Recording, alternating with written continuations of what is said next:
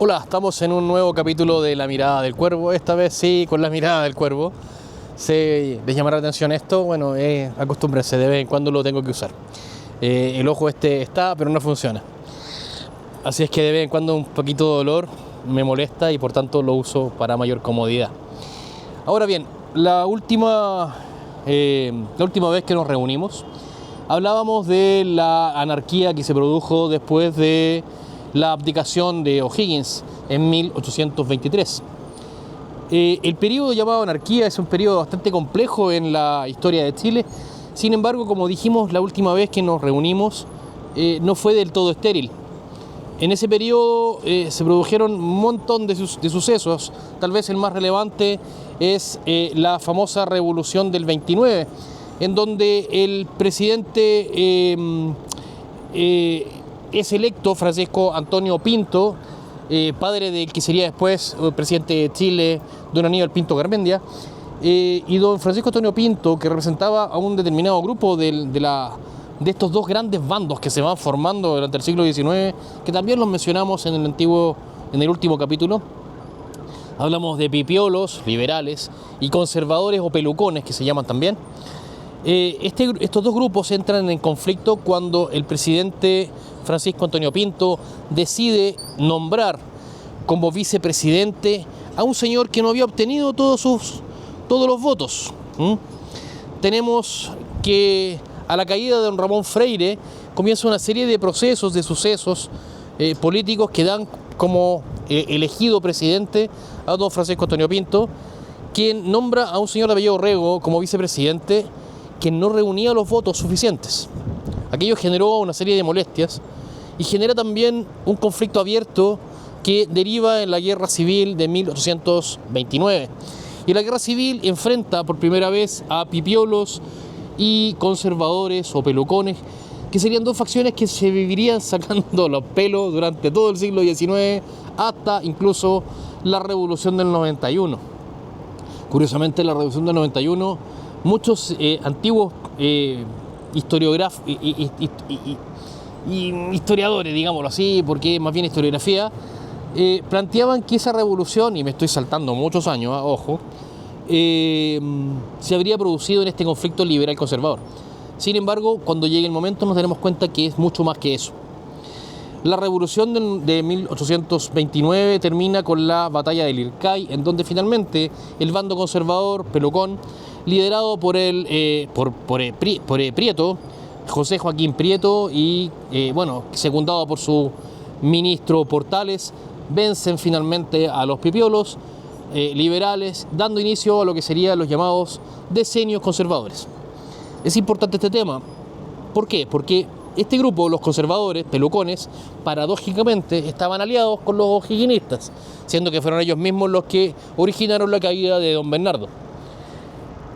Los conservadores o pelucones se llamaban así porque ellos mantenían la tradición de usar pelucas muy empolvadas, muy del siglo XVIII, por eso se llamaban los pelucones.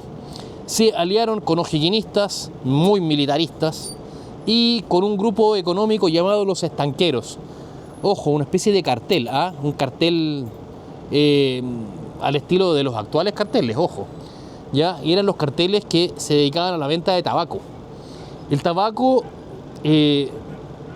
vamos a decirlo con todas sus letras, era visto incluso como una droga en aquel entonces, sin embargo una droga legal. Y el principal exponente o líder de los estanqueros, que se llamaban así porque pretendían estancar el precio y el impuesto que implicaba el tabaco. Chile no producía tabaco, ellos importaban tabaco desde Ecuador, desde el Perú, desde Brasil, y por consiguiente estaban sujetos a un importante impuesto, y ellos estancaron esto y propusieron en el Congreso este estancamiento tributario, y por eso se llamaron los estanqueros.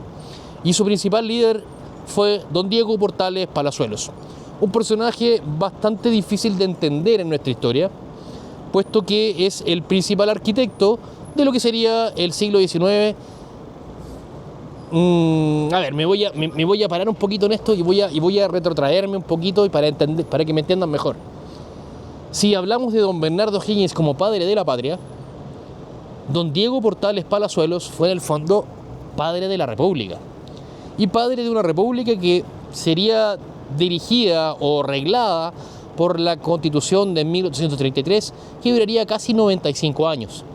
En efecto, esta Constitución terminaría en el año 25 con la gran crisis del 25, pero durante todo este periodo que vamos a comentar, sufriría diversas modificaciones.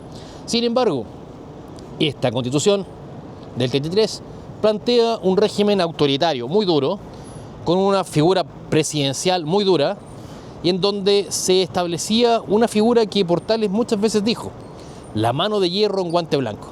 ¿Qué significa esto? Esta mano apretada, que apretaba fuerte al grupo o a los grupos de personas que se dedicaban a destruir el orden público, pero siempre con el guante blanco del derecho. Es decir, jamás salirse de la norma legal. Y planteaba que aquellos que se salieran de la norma legal y que no entendieran que esta mano de hierro en guante blanco implicaba un trato delicado pero siempre fuerte, recibirían lo que él llamaba el peso de la noche. Don Diego Portales no era un personaje muy cercano al poder, no le gustaba, prefería el comercio. Durante muchos años, desde el año 29 en adelante, que él no estaba cercano al gobierno, muchos lo intentaron convencer. Y lo intentaron convencer con diversas cartas, con diversas intenciones, hasta que finalmente él responde a uno de sus amigos con una carta que les quiero leer, porque tal vez es lo que lo refleja más claramente. Un hombre que rompía los esquemas de la época. Y escuchen lo que él dice, y es bastante brutal y hasta grosero. Le escribía a su amigo don Antonio Garfias el 10 de diciembre del 31, porque lo estaban instando a que volviera a tomar el gobierno, que volviera, y acto que haría, por cierto. Y él responde: mi don Antonio, dígale usted a los cojudos que creen que conmigo solo puede haber gobierno y orden, que yo estoy muy lejos de pensar así, y que si un día me agarré los fundillos y tomé un palo para dar tranquilidad al país, fue solo para que los jodidos y las putas de Santiago me dejaran trabajar en paz. Hueones y putas son los que joden al gobierno y son ellos los que ponen piedras al buen camino de este. Nadie quiere vivir sin el apoyo del elefante blanco del gobierno, y cuando los hijos de puta no son satisfechos en sus caprichos, los pipiolos son unos dignos caballeros al lado de estos cojudos.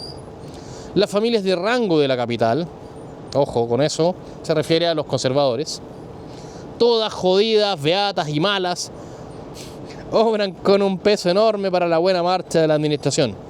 Dígales que si en mala hora se me antoja volver al gobierno, colgaré de un coco a los hueones y a las putas les sacaré la chucha.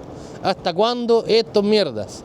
Y usted, mi don Antonio, no vuelve a escribirme cartas de empeño si no desea una frisca que no olvidará fácilmente. No deseo escribirle más, su amigo Diego Portales. Más allá de la grosería que nuestro distinguido e insigne estadista le manifiesta a un amigo cercano, es claro entender en su espíritu tres cosas. Primero, no tenía intenciones de volver al gobierno. Estaba dedicado al comercio. Y en segundo lugar, la opinión que tenía de las familias aristocráticas de Santiago era bastante negativa, tratándolas de la manera en que la trata, rebajándolas al nivel de prostitutas y de delincuentes prácticamente, aduciendo que ellos son el gran estorbo para el devenir del gobierno. Y esto fue en el año 31. Cuando el año 33 surge la Constitución de 1833 de ese año, se establece la fórmula presidencialista y autoritaria, y ahí entonces Portales asume como ministro del Interior de José Joaquín Prieto, iniciándose lo que se llamarían los decenios conservadores. Este periodo, Prieto, Bulnes y Montt, marcarían los 30 años de estructuración de lo que sería la República Portaliana del siglo XIX.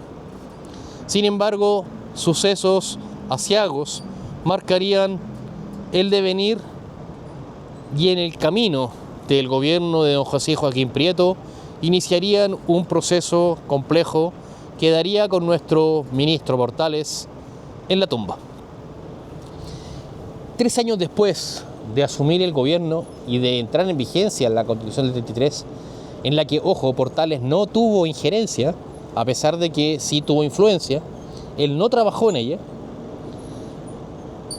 3 años después, el año 36, y recordando un antiguo video que hablamos de los límites de Chile, la Real Audiencia de Charcas, convertida en país llamado Bolivia, comienza a generar un conflicto con su vecino Perú, puesto que deseaba crear de nuevo el Tihuantinsuyo, Tuhuantinsuyo, como quieran llamarlo, hay varios nombres para decirle, el famoso Imperio Inca, y nace la Confederación Perú-Boliviana.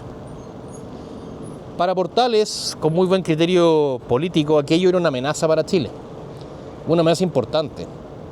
Nació un poquito antes, el 34, pero una amenaza importante. Liderado por el general Santa Cruz, esta unión entre Perú y Bolivia fue resistido fuertemente por grupos políticos en Perú, puesto que implicaba perder la supremacía peruana y al mismo tiempo la independencia. Era directamente una especie de subordinación, vasallaje, no sé, un nombre que ustedes quieran, puesto que perdían supremacía sobre Bolivia, puesto que los puertos peruanos poderosos y comercialmente activos, por sobre Cobija, que era el puerto boliviano, ni siquiera Antofagasta existía, hacían que Perú fuera comercialmente más activo, económicamente más poderoso y políticamente más fuerte. Sin embargo, militarmente, Santa Cruz atrajo a mucha gente dentro del Perú y Perú se divide. Chile entonces, bajo el gobierno de Portales, digo gobierno entre comillas porque era ministro solamente, el presidente era el presidente Prieto, comienza a ver con malos ojos esto. Santa Cruz, al entender aquello, comienza a importar dinero y a aportar plata fuerte en Chile para que grupos militares en Chile se rebelen contra el gobierno del presidente Prieto. Es así que el coronel Vidaurre, comandante de un regimiento en Valparaíso, recibe estos dineros y se rebela frente al gobierno en un día en que el ministro Portales pasaba revista a las tropas en Valparaíso. En ese momento el ministro Portales, junto con otro personaje, es tomado prisionero, arrestado y fusilado por parte de esta unidad. El fusilamiento de Portales fue bastante cruento, puesto que Portales no muere al momento de ser fusilado, queda vivo. Un disparo en el rostro le deforma la mandíbula. Diversos disparos en el cuerpo no fueron suficientes para matarlo. Vidaurre y otra persona, otro capitán, cuyo nombre no recuerdo en este momento, Frías me parece que es el apellido, deciden emprenderlas a sablazos y bayonetazos, recibiendo más de 70 heridas en el cuerpo. Cuando el cuerpo de Portales y de un comandante que lo acompañaba fueron descubiertos, el gobierno montó en Santa Córela y el señor Vidaurre es juzgado sumariamente y su capitán, que lo acompañaba en aquel momento, fusilado de manera inmediata. Los parientes del coronel Vidaurre, para evitar ser considerados igual que su pariente, desde entonces pasaron a llamarse Vidaurre Leal. Pero este tema no termina ahí. El gobierno de Chile descubre que los dineros para financiar este alzamiento venían de Bolivia, desde la Confederación, iniciándose lo que sería la guerra con la Confederación Perú-Boliviana, que tuvo finalmente dos campañas distintas. En la primera no nos fue bien, seamos realistas, seamos concretos. El general Blanco Encalada no tuvo una buena campaña y firma una suerte de armisticio con ellos, me refiero con la Confederación Perú-Boliviana, lo que en Chile fue abiertamente rechazado.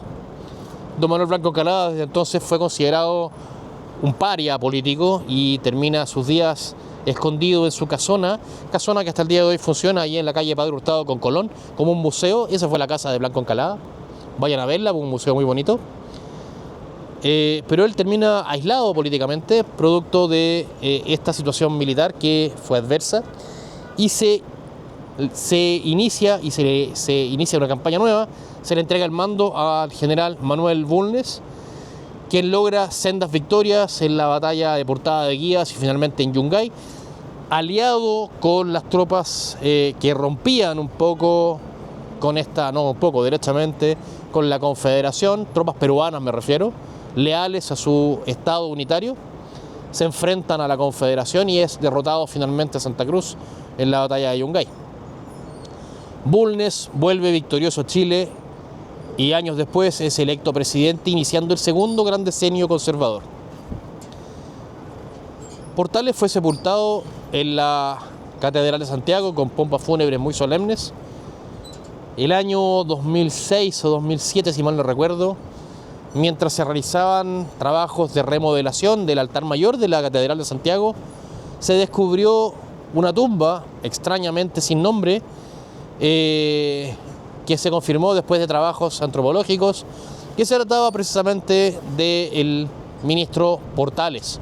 Hasta el día de hoy la tumba de Portales, actualmente ya identificada, se encuentra debajo del altar mayor de la Catedral de Santiago.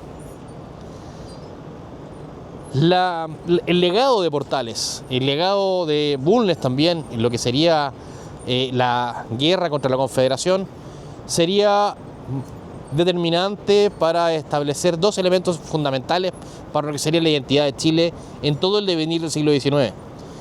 Primero, la estructura presidencialista del gobierno. Segundo, la imagen de un Estado fuerte y poderoso, con una constitución que duraría 95 años. Y segundo, el sentido de identidad nacional, lo que llamarían los romanos la affectio nationalis, un sentido de pertenencia al país que nos permitiría cosechar victorias muy importantes a las cuales nos referiríamos más adelante en un próximo capítulo de La Mirada del Cuervo. Esta es La Mirada del Cuervo, nos vemos en una próxima ocasión.